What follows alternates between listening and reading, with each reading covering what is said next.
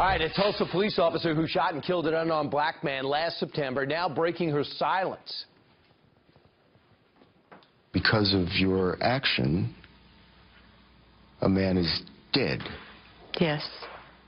How do you come to terms with that? It's very difficult. I never wanted to be in that spot.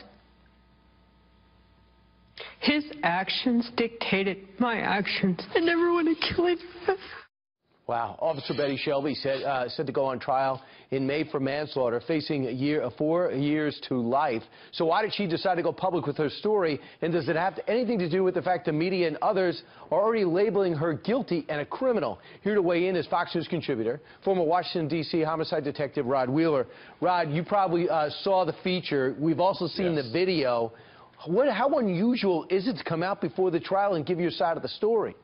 Well, it's very unusual, Brian. I was a little surprised that the officer decided to do the 60-minute segment, but because what she's doing is she's actually giving away whatever case, whatever evidence she's going to be presenting, she's giving it up right now, and I'm not exactly sure why she is doing that, but I think there's a more important point here, Brian, and that is, you know, she will go to trial, and the challenge for the jury is going to be to try to decide whether or not Officer Shelby was, in fact, her life was in jeopardy or anybody else's life was in jeopardy, and whether or not she used proper discretion when she decided to use lethal force. So those are the challenges that's going to be facing the jury, Brian. Some of the unorthodox things that happen was, you know, you have her husband in the helicopter, and he's actually taping, he's not actually physically taping it, but the face of it is being taped right there, and you see the victim with his hands up in the air, and you say, why did that officer shoot?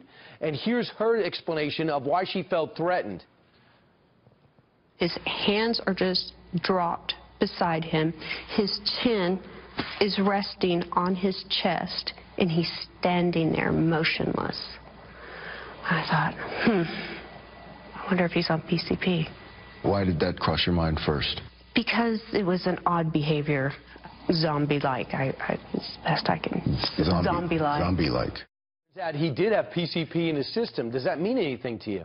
Well, not necessarily so. Now, obviously, if a person is high off of a drug like PCP, you know, they have this enormous amount of strength. But again, as police officers, Brian, we are challenged and we are given the responsibility to use the right amount of discretion in effecting an arrest. You know, when I first look at the video, the first thing I'm thinking to myself is this is a training issue because I don't see what the immediate threat is. Was this officer reckless by her actions? Or did she, in fact, feel as though this guy was posing an immediate threat because of his stature, maybe because of the way he was acting? We don't know, so we do need to wait until we get all of the testimony because there were other police officers, as you see there on the video, Brian, that were on the scene. None of them decided to use lethal force. So the challenge, and again, the question is, why is it that this officer decided to do that? I will say this, Rod, you know, with your professional experience, I get it, but I watched the 60 Minutes piece, and they weren't even giving her a fair shot, so I think this whole thing might have even boomeranged on her. Very interesting to see how it goes. One thing that's underlined, how hard the job is to be an effective police officer. Rod Wheeler, thanks so much.